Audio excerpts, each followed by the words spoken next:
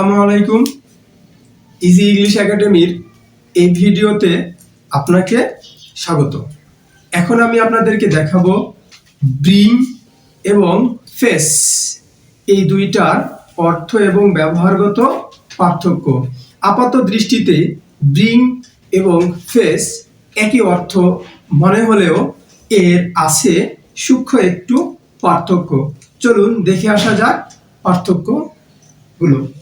Bring মানে হচ্ছে আনা অথবা নিয়ে আসা, অর্থাৎ কেউ আসার সময় কোনো কিছু সাথে করে নিয়ে আসে, এরকম এক পক্ষ থেকে নিয়ে আসার অর্থে ব্যবহৃত হবে হচ্ছে ব্রিং। যেমন আমার মামা আমার জন্য কলা নিয়ে আসে।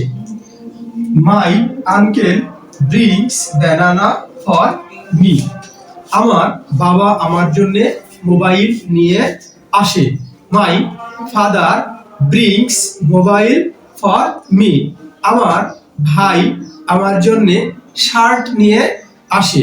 My brother brings shirt for me. Fetch মানে গিয়ে নিয়ে আসা, অর্থাৎ কোনো স্থান থেকে অন্য স্থানে যেয়ে কোনো জিনিস নিয়ে আসা, এরকম অর্থে ব্যবহার হবে ফেচ।